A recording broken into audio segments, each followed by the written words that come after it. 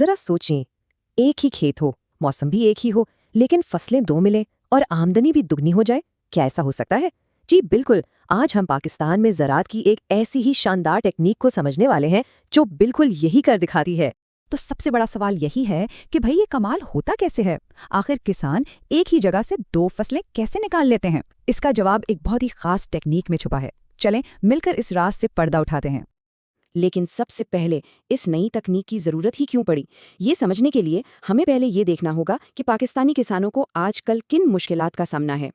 देखिए, पाकिस्तान में ज़राअत को कई बड़े चैलेंजेस दरपेश हैं। एक तरफ बढ़ती आबादी के लिए खुराक पूरी करनी है, दूसरी तरफ किसानों की आमदनी भी बहुत कम है, और ऊपर से ज़मीन और पानी जैसे कीमती वसाइल का बेहतरीन इस्तेमाल भी करना है। इसी दबाव की वजह से हमें नए और बेहतर तरीकों की ज़रूरत पहले से कहीं ज़्यादा है। तो इन सारे चैलेंजेस का जवाब एक बहुत ही ज़हीन तरीके में मौजूद है। पाकिस्तान के national research centre of intercropping ने एक हल निकाला है, मकई सोयाबीन स्ट्रिप इंटरक्रॉपिंग, जिसे हम अपनी ज़ुबान में पट्टी काश्तकारी भी कह सकते हैं। अच्छा, तो ये पट्टी काश्तकारी आखिर है क्या? बहुत आसान लफ्जों में समझें तो ये एक ऐसा सिस्टम है जहां दो फसलों को एक साथ नहीं बल्कि बारी बारी पट्टियों में बोया जाता है।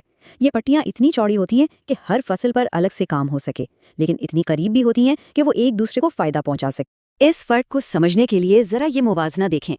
आम काश्तकारी में क्या होता है? एक खेत, एक फसल और एक ही बार आमदनी। लेकिन पट्टी काश्तकारी इसी खेल को पूरी तरह बदल देती है। खेत वही एक है, मगर अब फसलें दो हैं, कटाइयां भी दो हैं और आमदनी के जराए भी दो हैं। यही तो इसका सबसे बड़ा कमाल है।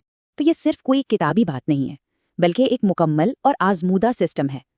आइए अब देखते हैं कि इसे अमली तौर पर क्या कैसे जाता है। देखें, किसी भी अच्छी फसल की बुनियाद ज़मीन की तैयारी में होती है। उसके चंद अहम कदम हैं।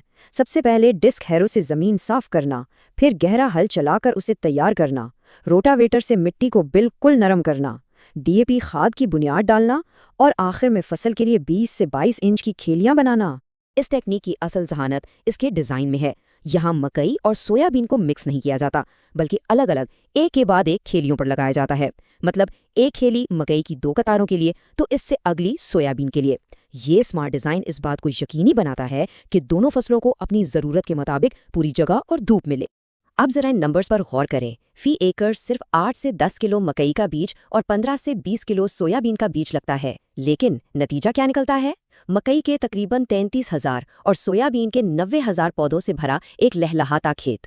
और यहाँ वसाइल का इस्तेमाल भी बहुत समझदारी से होता है। ज़्यादातर खाद जैसे कि यूरिया सिर्फ मकई की फसल को दी जाती है, क्योंकि सोयाबीन को इसकी ज़रूरत ही नहीं होती। इससे ना सिर्फ खाद की बचत होती है, बल्कि किसान की लागत भी कम हो जाती है। तो इतनी सारी मेहनत और मनसूबाबंदी के बाद आखिर नताइज क्या निकलते हैं? आइए अब इस कहानी के सबसे दिलचस्प हिस्से की तरफ चलते हैं, यानी दोहरी कटाई और इससे होने वाले फ़ायदों पर बात करते हैं। पहला नतीजा तो बिल्कुल हैरानकुन है। किसान मकई के लिए आधी ज़मीन इस्तेमाल करते हैं, लेकिन पैदावार तकरीबन पूरी फसल जितनी यानी 85 से 90% तक हासिल कर लेते हैं। इसे कहते हैं वसाइल का बेहतरीन इस्तेमाल। और बात यहीं ख़त्म नहीं होती।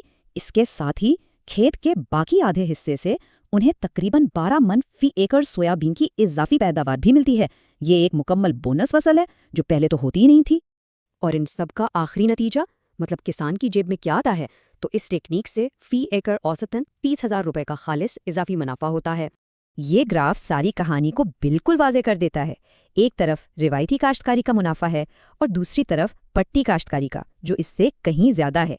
ये सिर्फ नंबर्स नहीं, ये किसान के लिए हकीकी जेब में आने वाली इजाफी आमदनी है। आखिर में ये टेक्निक हमें ज़राअत के मुस्तकबिल के बारे में एक बहुत बड़ा सबक सिखाती है। ये कि कामयाबी सिर्फ ज़्यादा ज़मीन पर काश्त करने में नहीं है, बल्कि बेहतर और ज़्यादा ज़हीन तरीके से काश्त करने में है।